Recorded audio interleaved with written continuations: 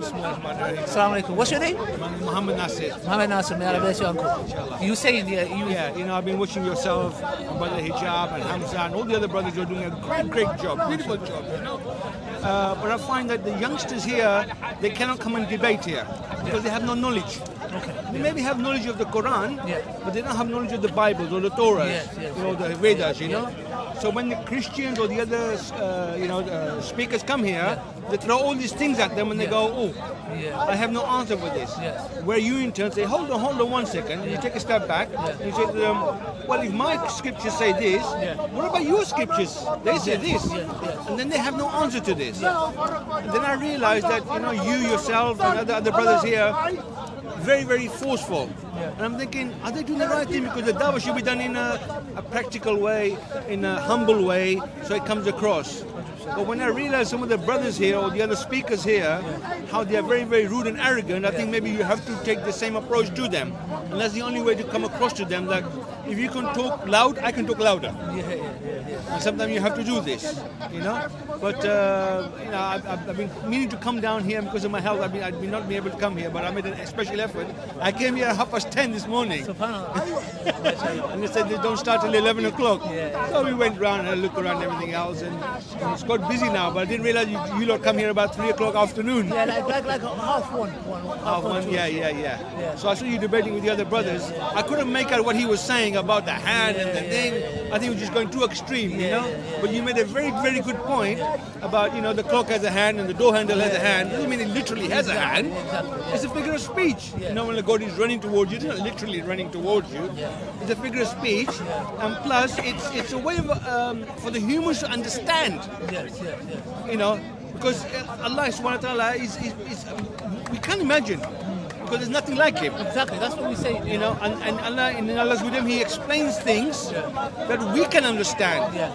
If there was like something was in French and you read it and you say, I don't know what this means. But I think what the brother was trying to just nitpick and go to extreme. He was trying to compare it to the real, saying, that means Allah has limbs.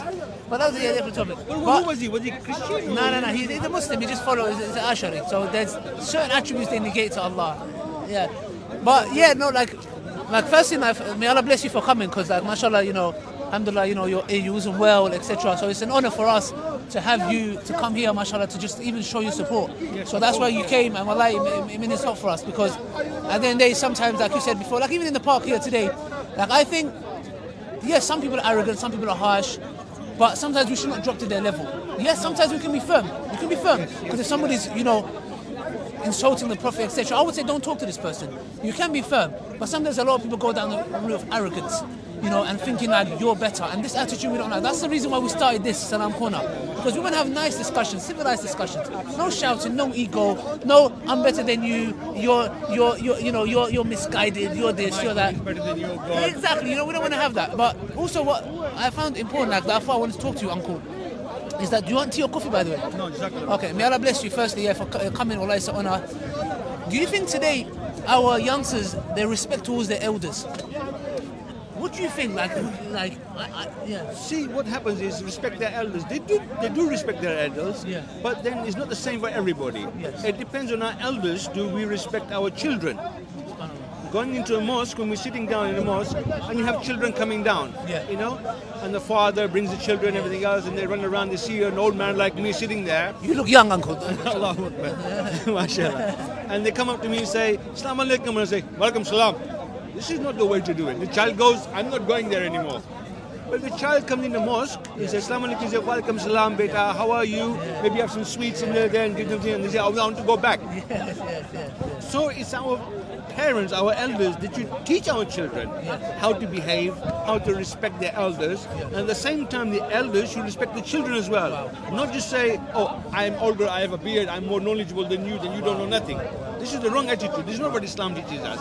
So if you are only higher in God's eyes if you have taqwa. Not because I have more white beard than you, that I know more knowledge. No. Because you are younger than me, you have more knowledge than me. No, you have. Maybe. Alhamdulillah. No, you have. Let's be fact is fact. You have more knowledge, so your status is more high than me. No, we don't know. We don't know. No, in the eyes of Allah. We don't know. Maybe one deed you did is better than everything I did, because I might have intentional problems. We don't. May Allah bless you for. But the fact remains, of the knowledge that I have or you have, in the eyes of Allah subhanahu wa ta'ala, you have more knowledge. So your taqwa is more than me. That's what I'm trying to say to you. Maybe I have more. I don't know. Allah knows. Allah knows best. Allah knows best. Yeah. But yeah, you're doing a great job, and I was listening to you before. You raise a very, very vital point. So, because like today I was talking about, for example, that I said how to respect your elders. But that was actually very beautiful what you said. That you said, you know what, hold on a second. As elders, do we have respect towards our, or treat our young as well? Because sometimes when young kids come to the masjid, shh, don't shout, don't that. And the Prophet ﷺ didn't have this attitude, Because why? Because sadly, a lot of our elder uncles, may Allah bless them, inshallah, sometimes they make things hard to their children. And the perspective that you came from was actually brilliant. It was very beautiful. Because I do believe a lot of youngsters, they do not have as much respect to the elders in today's time, but also it works vice versa as well, that it needs to work in both ways, inshallah. So for me, it's like, that I believe that we should always respect our elders, whatever it may be. Like I was reading Al-Adab al-Mufrad, it talks about the akhlaq, the manners, Bukhari, Imam Bukhari, may Allah mercy on him, one of the second books that he made, if I'm not mistaken. And it says that, for example, your father, you should never walk in front of your father. You should never call your father by his name. You do not sit down before your father sits down. These are basic adab, manners that one should have with his father and people that are older than him, And I think that respect has been lost, and we need to regain that, both from the young person to the uncle, to the auntie, or vice versa. It's very important, because otherwise, subhanAllah, we live at times where there's people taking and putting their parents in care homes. And wallahi, today there was studies showing that 9 million elderly people are lonely. They are depressed, and that is so sad, because, and it's a massive sin. If I'm not mistaken, it's mentioned in a hadith that, the man who doesn't take care of his parents, who looked after him and just put him in a care home. Why? Because he's too busy. And wallahi, it's a very sad state that we live in. So yeah, I just wanted to share this. Anything else you would like to add? A little reminder to you made a good suggestion that you said. Like I came here, I shook your hand and said, "Brother, it's nice to meet you," and you guided me here. Let's have a little chit chat, and you offered me the chair, and you offered me tea and coffee. MashaAllah, your parents have taught you this to respect your elders. Yes. And I said to you, "Oh no, I don't want to sit down. Yes, I want tea. I want tea." This is the wrong attitude, And this is what we have to get across into the media, all the brothers and sisters here. That sit down, talk. Yes. We must talk to each other with humbleness and try to understand them, and let Allah subhanahu wa ta'ala guide them. Exactly. We can't guide them. We can only tell them, look, this is the truth. Exactly. Whether you accept, you don't accept, we do our bit. We do our bit of dawah, and the rest we leave to Allah subhanahu wa ta'ala. Exactly. And also, inshallah, our parents that are watching, to make it easy on to their children as well, because when it comes to like marriage and stuff like this, there is not that connection, and it's very sad, because when the children don't find that connection, they go down the wrong route, wrong path. It's very important for the daughter or the son to have a good relationship with the parent that they can turn to you and speak to you, because if they're not going to talk to you, and if you shun them away, they're going to go and talk to their bad friends. So inshallah, if there's parents watching this, uncle, what advice would you give them? Well, I'm glad you mentioned that, because my son-in-law is here with me. He's deaf and mute, and my daughter said, I want to marry him. Now, if I said to her, what do you mean you want to marry him? The boy can't hear, the boy can't speak, he has no house, he has no money, no car, no job. How can you marry somebody like that? But Prophet ﷺ says, first of all, you don't look at how high he is, fair skin, lots of money, cars, bungalows. I said, he read 5 times namaz? Yeah. He spread up Allah subhanahu wa ta'ala? Yes. He smoke, no drinking? No. Bismillah. And I do nikah myself. Well, uncle, can I kiss your forehead? No. Wallahi, may Allah bless you. Yeah. What you said, wallahi, it's absolutely profound. What you said there, wallahi, it's... Sorry to stop you, cut you off there again.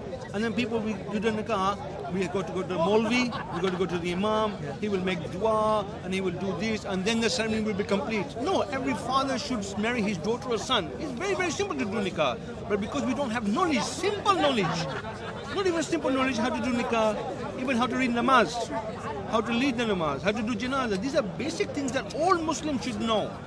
Not just stand behind the Imam and let him do everything. It's not his responsibility. It is your responsibility as well. So my daughters all, alhamdulillah, and then other things, you get your daughters married. I have 4 daughters, alhamdulillah, and 4 of my son-in-law, they are mashallah very, very good. People get married, limousines, helicopters. I don't know, waste the money. And then send them to Hollywood, Las Vegas. Bollywood. I send my daughters, alhamdulillah, she comes to Umrah. Do it in the car, go to Umrah.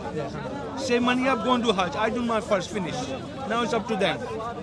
And this is the Islamic way of doing it. Exactly. And it's the easiest way and a simple way. Yeah. And Allah, inshallah, put barakat in this. Exactly. SubhanAllah. Wallah, Allah guide us all, inshallah. I mean, wallah, you gave some beautiful. That's the reason why I wanted to call you here, because I could see when you came and spoke to me. Beautiful advice, inshallah. May Allah bless you. And there's the hadith of the Prophet ﷺ. He said that if a righteous man comes to ask for your daughter's hand, if you reject him, then we fitna in the land. And this is what will happen, inshallah. If our parents are watching this, please, inshallah, make it easy for your children. Inshallah. May Allah bless you, uncle. Wallah, it was a pleasure, inshallah. And we've got his son-in-law. Where's his son-in-law? Adnan. Where's Adnan? Adnan, do you want to be on camera or you don't? No, camera? Come. No, you sit down, uncle. No, you sit down. No, sit down. I'm here.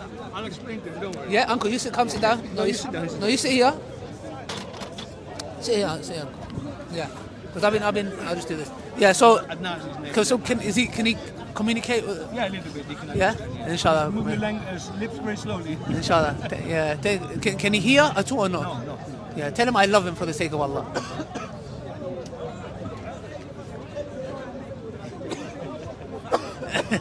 Is there anything he would want to tell me? Tell him, does he love me? You love me?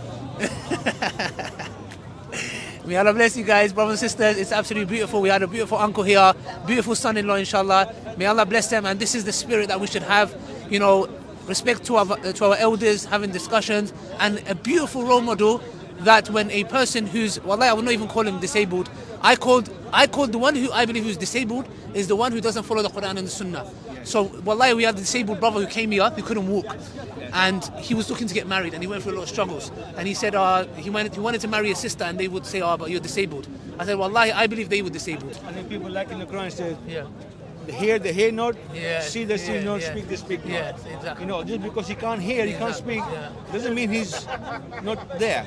He has more knowledge than me. Wallahi, and maybe he's closer He's to more Allah subhanahu pious, all of more us. pious than me. Yeah. So it does not mean that you Exactly. can't be disabled. People think maybe you're disabled because you can't walk. Yeah, disability is the heart. People who read the Quran and don't follow the Quran, I think they are the people who are disabled. Exactly. You can have all your limbs not working. Yes. But somebody who has his limbs working might be more disabled than you in the heart. Yes. And that's what we need to understand, inshallah. Brothers and sisters, may Allah bless you guys. It was absolutely beautiful. I think one of the most beautiful discussions I've had in this park for a long time. Asalaamu Alaikum wa rahmatullahi wa barakatuh. Barakallahu feek. May Allah bless you. Thank you.